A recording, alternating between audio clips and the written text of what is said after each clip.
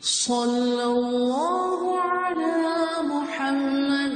صلی اللہ علیہ وسلم۔ اعوذ باللہ السمیع العلیم من الشیطان الرجیم، بسم اللہ الرحمن الرحیم، والصلاة والسلام علی رسولہ الکریم۔ بخاری شریف باب العلم، اور اس باب میں جو ذیلی باب ہم دیکھ رہے تھے وہ کتابت علم کے بارے میں تھا کہ علم کو لکھا جائے اور لکھے جانے کی فضیلت کیا ہے۔ اس ضمن میں 2 احادیث ہم پچھلی دفعہ پڑھ چکے ہیں، اور اس دفعہ جو 2 احادیث ہم دیکھیں گے حدیث نمبر 113 اور 114۔ حدیث نمبر 113 میں کہا جا رہا ہے کہ اخبرنی وحب ابن منبہ عن اخیہ قال سمعت ابا ہریرہ رضی اللہ تعالی عنہ ما من اصحاب النبی صلی اللہ علیہ وسلم احد اکثر حدیثا عنہ، کہ نبی کریم صلی اللہ علیہ وسلم کے صحابہ میں کوئی شخص مجھ سے زیادہ احادیث بیان کرنے والا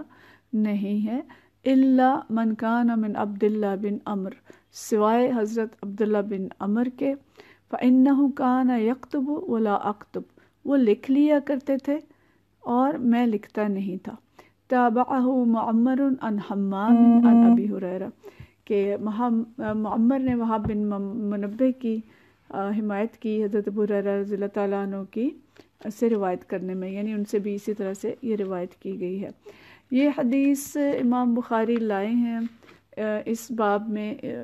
جو کہ اس ثبوت میں کہ حدیث لکھنے کا کام نبی کریم صلی اللہ علیہ وسلم کے دور میں شروع ہو گیا تھا،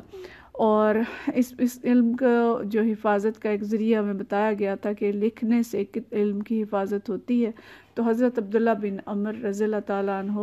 نبی کریم صلی اللہ علیہ وسلم کی اجازت سے حدیث کو لکھ کے محفوظ کر لیا کرتے تھے، اس لیے ان کے پاس حدیث کا بڑا ذخیرہ جمع ہو گیا تھا۔ دیکھیں یہ ساری حدیث، ان کی اہمیت اس دور میں اس حوالے سے ہے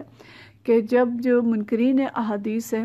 انہوں نے حدیث کو ہر طرح سے مشکوک ثابت کرنے کی کوشش کی ہے، اور اس میں سے ایک بات یہ کہتے ہیں کہ حدیث لکھنے کا سلسلہ تو بہت بعد میں شروع ہوا، اور نبی کریم صلی اللہ علیہ وسلم کے دور میں تو حدیث لکھی نہیں جاتی تھی، اور نبی کریم صلی اللہ علیہ وسلم نے تو حدیث لکھنے سے منع کیا تھا۔ تو امام بخاری اس باب میں یہ کئی احادیث لائے ہیں اس بات کو ثابت کرنے کے لیے کہ علم کی کتابت جو ہے یہ اس کی حفاظت کا ایک ذریعہ ہے، اور یہ نبی کریم صلی اللہ علیہ وسلم نے اپنے دور میں اس کی اجازت دے دی تھی۔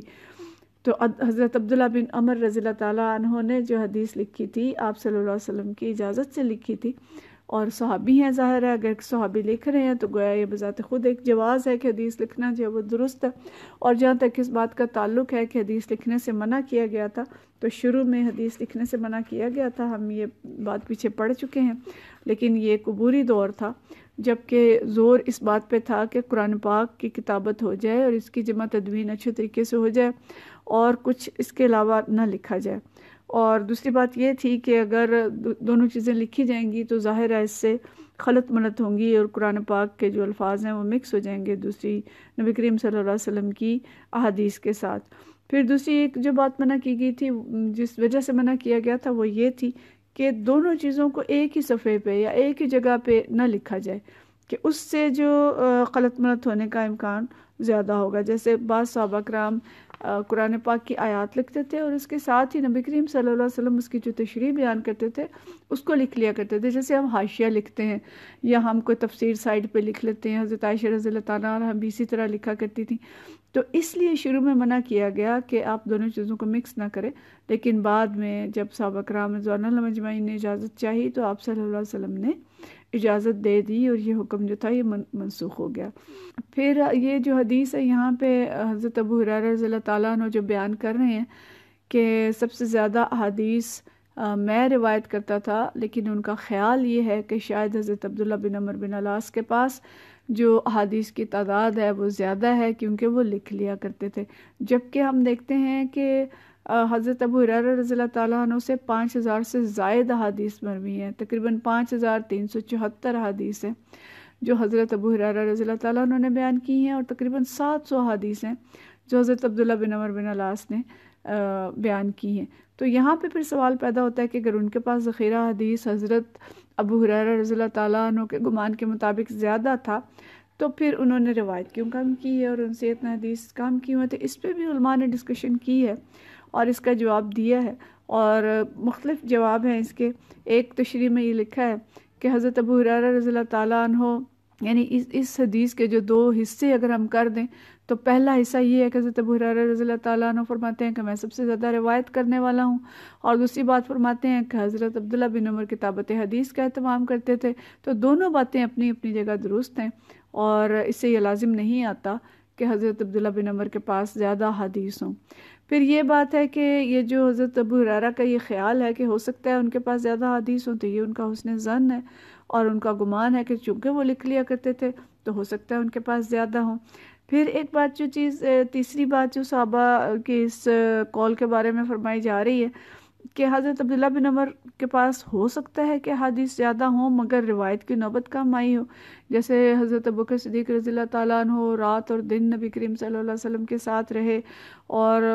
آپ کے ہر جلوت اور خلوت کے ساتھی تھے، لیکن حضرت ابوبکر صدیق سے سب سے کم احادیث روایت کی گئی ہیں۔ تو اس لیے یہ ضروری نہیں ہے کہ جس کے پاس احادیث زیادہ ہوں اس نے روایت بھی زیادہ کی ہو۔ اور یہ بھی کہا جاتا ہے کہ حضرت عبداللہ بن عمر رضی اللہ تعالیٰ عنہ تعلیم و تعلم کی بجائے عبادات کی طرف ان کا رجحان زیادہ تھا، اور چونکہ انہوں نے تعلیم و تعلم زیادہ نہیں کیا، لوگوں کو پڑھایا زیادہ نہیں، اس لیے ان کی روایات کی تعداد جو ہے وہ کم ہے۔ ایک جواب یہ بھی دیا جاتا ہے کہ حضرت عبداللہ بن عمر رضی اللہ تعالیٰ عنہ کا جو مسکن تھا وہ مصر تھا، فتح مصر کے بعد زیادہ تر طائف اور مصر میں رہے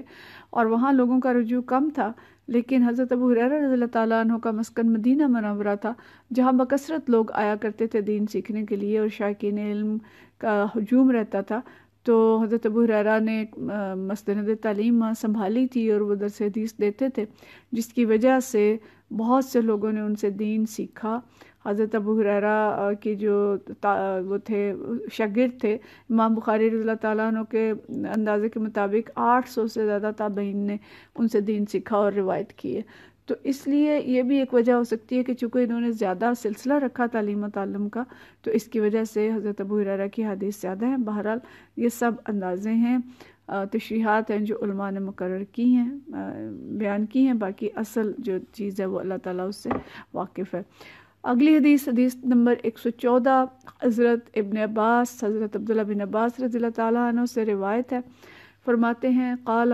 لما اشتد النبی صلی اللہ علیہ وسلم وجعہ، کہ جب نبی کریم صلی اللہ علیہ وسلم پر بیماری نے شدت اختیار کر لی تو آپ صلی اللہ علیہ وسلم نے فرمایا ایتونی بکتاب، میرے پاس ایک کتاب لاؤ، اکتب لکم، میں اس میں تمہارے لیے لکھ دوں، کتابا لا تدل بعدہ،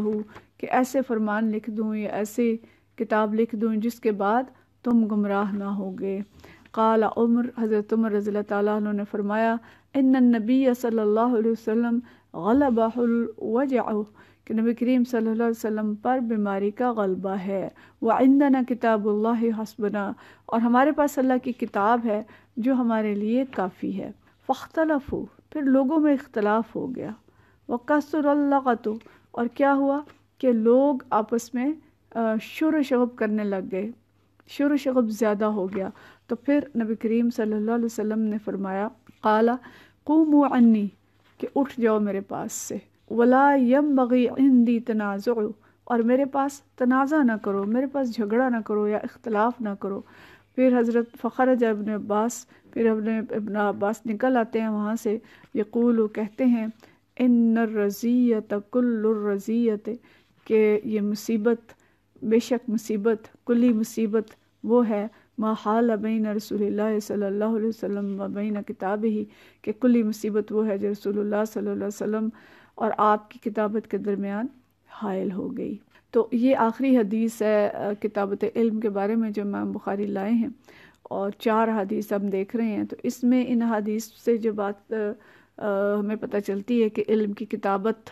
نبی کریم صلی اللہ علیہ وسلم کے دور میں شروع ہوئی تھی۔ پہلی حدیث جو اس باب کی ہم نے دیکھی تھی اس میں امام بخاری نے ہمیں بتایا کہ حضرت علی رضی اللہ تعالیٰ عنہ کے پاس ایک صحیفہ تھا جس میں بعض احکام درج تھے، لیکن اس میں یہ گمان پایا جاتا تھا، احتمال پایا جاتا تھا کہ ہو سکتا ہے کہ حضرت علی رضی اللہ تعالیٰ عنہ نے یہ نوشتہ جو ہے یہ بعد میں لکھا ہو، نبی کریم صلی اللہ علیہ وسلم کی وفات کے بعد تحریر کیا ہو۔ اس لیے امام بخاری دوسری حدیث لائے، اور جو اس میں فتح مکہ والی حدیث جو ہم نے دیکھی تھی جس میں آپ صلی اللہ علیہ وسلم نے حکم دیا تھا کہ ابو شاہ کے لیے لکھ دو، تو اس میں بھی مفسرین نے یہ لکھا ہے کہ ابو شاہ جو ہیں وہ نابینا تھے اور امی تھے یعنی ان پڑھ تھے، تو ہو سکتا ہے نبی کریم صلی اللہ علیہ وسلم نے اس لیے لکھوائی ہو کہ وہ نابینا بھی ہیں اور امی بھی ہیں، اس لیے پھر امام بخاری تیسری حدیث لائے جو ابھی ہم نے دیکھی، حضرت ابو ہریرہ رضی اللہ تعالیٰ عنہ والی کہ حضرت عمرو بن العاص جو ہیں وہ نبی کریم صلی اللہ علیہ وسلم کے دور میں ہی لکھ لیتے تھے۔ تو اب یہ آخری اور چوتھی حدیث ہے جو امام بخاری لائے ہیں کہ نبی کریم صلی اللہ علیہ وسلم وقت وفات بھی جو حکم دے رہے تھے کہ میرے پاس کوئی کتاب لاؤ، کوئی کاغذ لاؤ، کوئی چیز لاؤ جس پہ کہ میں تمہیں کچھ لکھوا دوں۔ تو ان 4 حدیث سے وہ ثابت یہ کرتے ہیں کہ نبی کریم صلی اللہ علیہ وسلم نے لکھنے کا حکم اپنی زندگی میں دے دیا تھا، اور یہ احادیث جو ہیں یہ امت کو انتشار سے محفوظ رکھنے کا بھی ایک ذریعہ ہیں، اور قرآن پاک کی ظاہرہ تشریح بھی ہیں، اور نبی کریم صلی اللہ علیہ وسلم کی پوری زندگی میں جو کچھ آپ صلی اللہ علیہ وسلم نے فرمایا یا کیا، اور صحابہ کرام کا جو تعامل تھا نبی کریم صلی اللہ علیہ وسلم کے سامنے، اس سب کا ایک ثبوت ہے۔ اور حدیث کی جو صحت ہے اور علم حدیث کی جو قوت اور صحت ہے اس پہ یہ سب استدلال کرتی ہیں۔ تو اس حدیث میں جو حضرت ابن عباس فرما رہے ہیں کہ جب نبی کریم صلی اللہ علیہ وسلم کی بیماری نے شدت اختیار کر لی، تو یہ آپ کو معلوم ہے کہ نبی کریم صلی اللہ علیہ وسلم کئی دن تک بیمار ہوئے تھے، تقریباً 1 ہفتہ آپ صلی اللہ علیہ وسلم کی بیماری جو ہے یہ چلی تھی، جو مرض الموت تھا، اور آخری دنوں میں جب آپ صلی اللہ علیہ وسلم کے مرض میں شدت پیدا ہو گئی تھی، اس دن کی یہ بات ہے جو حضرت عبداللہ بن عباس رضی اللہ تعالیٰ عنہ بیان کر رہے ہیں کہ آپ صلی اللہ علیہ وسلم نے فرمایا کہ ایتونی بکتاب اکتب لکم کتابا لا تضلوا بعدہ، کہ میرے پاس ایک کتاب لاؤ جس میں میں تمہیں ایک ایسی کتاب لکھ دوں کہ جس سے تم میرے بعد گمراہ نہ ہوں گے۔ تو بے کتاب سے مراد یہاں سامان کتابت ہے، کیونکہ اس وقت کتابیں تو نہیں تھیں جن میں لکھا جاتا تھا۔ تو ایک دوسری جو صحیح بخاری کی ایک اور روایت ہے اس میں یہ آتا ہے کہ میرے پاس شانے کی ہڈی لاؤ، اور صحیح مسلم کی جو روایت ہے اس کے اندر آتا ہے کہ میرے پاس شانے کی ہڈی اور دوات یا تختی اور دوات وغیرہ لاؤ۔ تو یعنی آپ صلی اللہ علیہ وسلم نے سامان کتابت منگوایا کہ کوئی چیز لاؤ اور میرے پاس دوات لاؤ جس سے میں قلم دوات لاؤ کہ میں لکھ کے اور تمہیں کوئی ایسی کتاب دے دوں کہ جس سے تم میرے بعد گمراہ نہ ہو۔ تو حضرت عمر رضی اللہ تعالیٰ عنہ جو ہیں انہیں احساس تھا کہ اس وقت نبی کریم صلی اللہ علیہ وسلم پر بیماری کا غلبہ ہے اور آپ شدید تکلیف میں ہیں، تو آپ کو تکلیف نہ دی جائے، تو انہوں نے کہا کہ اس وقت نبی کریم صلی اللہ علیہ وسلم پر بیماری کا غلبہ ہے، وَعِندَنَا کتاب اللہ حسبنا، ہمارے پاس اللہ کی کتاب موجود ہے جو کہ ہمیں کافی ہے۔ تو اس مثال کو ہم یوں سمجھ سکتے ہیں کہ جیسے کوئی استاد ہے اور وہ سخت تکلیف میں ہے، اور اپنی شدید تکلیف کے باوجود اسے اتنا خیال ہے اپنے شاگردوں کا اور ان کی اتنی فکر ہے کہ تکلیف کے باوجود وہ کہتا ہے کہ کتاب لاؤ میں تمہیں سبق پڑھاؤں تاکہ تمہارا حرج نہ ہو۔ لیکن کچھ ان کے جو طلبہ ہیں وہ ان کے بہت زیادہ خیال رکھنے والے ہیں، اور وہ شدت مرض میں وہ کہتے ہیں کہ نہیں دیکھیں آپ کی طبیعت خراب ہے اور آپ نے ہمیں بہت کچھ پڑھا دیا ہے، ابھی آپ آرام فرمائیں اور جب آپ کی طبیعت ٹھیک ہوگی تو ہم دوبارہ آپ سے پڑھ لیں گے۔ لیکن کچھ طلباء کا خیال یہ ہے کہ نہیں، اس وقت یہ جو کچھ ہمیں کہنا چاہتے ہیں شاید کوئی بہت اہم بات ہو، تو اس لیے ہمیں ان سے سن لینا چاہیے اور ان سے لکھ لینا چاہیے۔ تو اسی طرح سے صحابہ کرام رضوان اللہ مجمعین کی کیفیت بھی تھی کہ کچھ صحابہ حضرت عمر رضی اللہ تعالیٰ عنہ کے ساتھ کچھ اور بھی صحابہ تھے جو آپ کے ہم خیال تھے، کیونکہ دوسری حدیث میں قال عمر کے بجائے فقالوا کا لفظ آیا ہے، اور ایک حدیث میں فقال بعضهم کا الفاظ آئے ہیں کہ صحابہ جو ہیں ان کے اندر اختلاف ہو گیا، اور کچھ صحابہ نے کہا کہ نبی کریم صلی اللہ علیہ وسلم اس وقت بہت تکلیف میں ہیں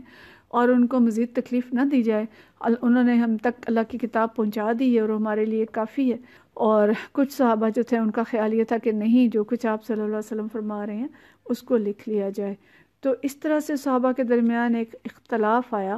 اور کچھ آوازیں جو ہیں وہ اونچی ہو گئیں اور آپس کا کچھ بحث و تکرار وہاں پہ شروع ہو گئی۔ تو نبی کریم صلی اللہ علیہ وسلم نے فرمایا کہ میرے پاس سے اٹھ جائیں اور میرے پاس اختلاف نہ کریں اور شور نہ کریں۔ تو اس حدیث کو منکرین حدیث بہت زیادہ استعمال کرتے ہیں، اور وہ کہتے ہیں کہ حضرت عمر رضی اللہ تعالیٰ عنہ تو منکر حدیث تھے اور انہوں نے تو بس کہہ دیا تھا کہ کتاب اللہ کافی ہے، اور ان کے خیال میں حدیث کی ضرورت نہیں تھی، اس لیے انہوں نے فرمایا کہ بس حدیث کی اب ضرورت نہیں ہے، کتاب اللہ ہے اور کافی ہے۔ تو یہ بڑی عجیب بات ہے جو منکرین حدیث کرتے ہیں کہ حضرت عمر رضی اللہ تعالیٰ عنہ کی ساری زندگی جو ہے اس کو نظر انداز کر کے اور ان کے ایک قول کو سیاق و سباق سے ہٹا کے اس سے اپنا مقصد نکال لیتے ہیں۔ جبکہ ان کی پوری زندگی اس بات کی دلیل ہے کہ انہوں نے کس طرح سے حدیث پہ عمل کیا، کیسے حدیث کو پروموٹ کیا۔ ایک حدیث ہم پیچھے پڑھ چکے ہیں جس میں حضرت عمر فاروق نے ایک انصاری صحابی کے ساتھ باری مقرر کی ہوئی تھی کہ بھئی ایک دن آپ جائیں، جا کے سیکھ کے آئیں اور آ کے بتائیں، اور ایک دن میں جاؤں اور سیکھ کے آؤں۔ تو اگر وہ منکر حدیث ہوتے یا ان کا خیال یہ ہوتا کہ حدیث کی ضرورت نہیں ہے تو وہ اتنا اہتمام کیوں کرتے؟ اور حضرت عمر رضی اللہ تعالیٰ عنہ نے تو ساری زندگی حدیث کو قانونی حجت تسلیم کیا۔ بہت سے واقعات ہمیں ملتے ہیں